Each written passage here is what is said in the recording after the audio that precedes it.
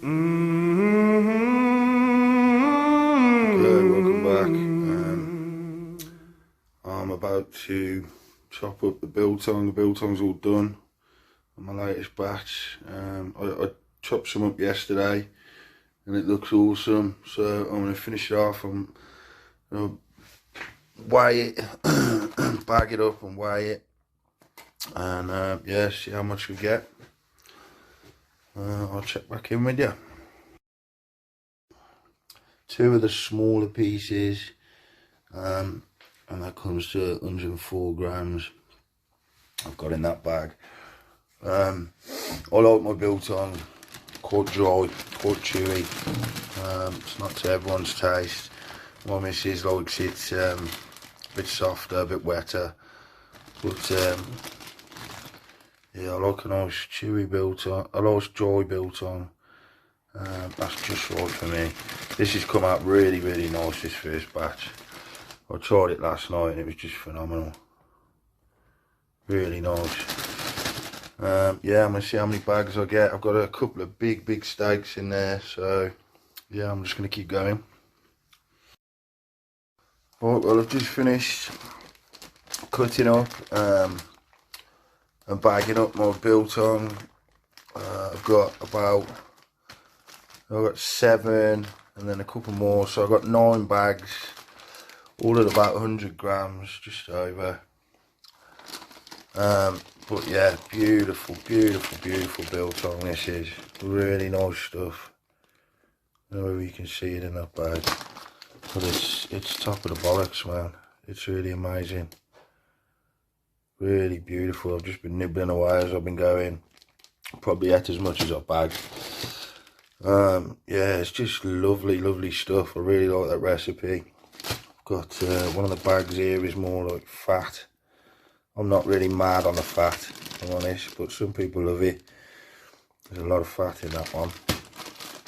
That's quite a bit over the 100 grams as well, I think. But yeah, that's some dry stuff there. But yeah, gorgeous stuff. Hit me up if you want to try it. I really like that recipe. I think, to be honest, next time I might add in a little bit of malt vinegar. I'm obviously going to try this as well. This beautiful friend of mine dropped off this yesterday to me, some Detroit rich salt, beach smoked salt. It's meant to be delicious, really nice. So I'm going to use that in the curing process as well.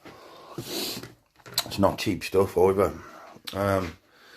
But yeah, and just play around with the flavours. I'm going to clean all my biltong box down now. Give everything a really good scrub out and disinfect. And get ready for the next one. But yeah, that's been a success. Really lovely stuff, that is. I think the key as well I found was cutting it thick enough. The stuff that I sort of cut a bit thinner has gone very dry. Very tough, which I don't really mind. I quite like it. Tough and chewy. But yeah, you get a nicer, more biltong looking piece of biltong when you, use a thicker piece of meat. So I cut my steaks at about 1.5 to 2 inch thick. Well, it was about 1.5 inches, I'd say, inch and a half. So yeah, I'd go right up to like 2 inches, I think.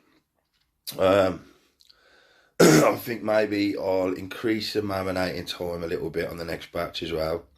Because as I said before, on the first batch, I did probably about 20 hours. It was overnight. And it was just way over marinated, way over salted. I just sort of threw it all in there and left it overnight. And it was cut very thinly as well. So on this one, I cut it thicker, but then I only put it in the marinade for a few hours.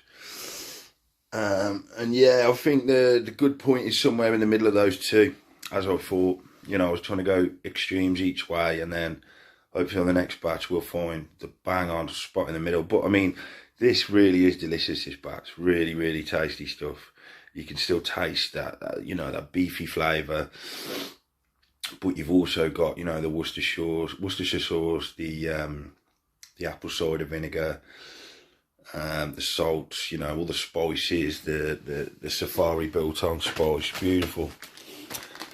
Yeah, and I think the next step, I might get myself a pestle and mortar and start making up my own spice mix too, which I'll definitely use the beach smoked salt for that. Apparently it gives it a lovely flavour, and it's like the next town over, Droitwich, where that's actually from. Droitwich Spa, it's like the next stop on the train from Kidderminster where I live. And then the next stop after that's Worcester. So yeah, all the ingredients are local to me, really. It's South African biltong. I live in the Midlands in England, and all the ingredients are local. But yeah, really good project. And another thing I definitely want to get is one of those biltong slicers, because I've got a pretty crappy knife. I've just sharpened her up. But yeah, it's difficult, and I'm going to end up chopping one of my fingers off. And I don't really want to do that. I've already lost a leg. But yeah, so yeah, fucking mate, it's a great project to try if anyone who wants to have a go. That's why I made these little videos, in case anyone wants to give it a go. Or in case anyone wants some biltong made, give me a shout and I'll hook you up with a bag. And yeah, it's just learning. I'm always trying to learn things, and you know, any skill is useful in life. And I love dried cured meats. And when the apocalypse comes and the zombies kick the door off, you'll all want some, because it keeps a long time. Long time ago, when I was at ultra marathon, when I actually experimented and made pemmican, which was really interesting process and amazing food. I was up on the Pennine Way in winter, running the spine race and flagging, losing my energy, feeling terrible, and I pulled out a piece of pemmican and put it on my tongue, and it was almost instantaneous, the energy. There's so many calories in it. So that's another really interesting thing to try. But yeah, anyway, thanks for watching, those that do. There's probably about 2 people that will watch these videos, but never mind. It's all good fun.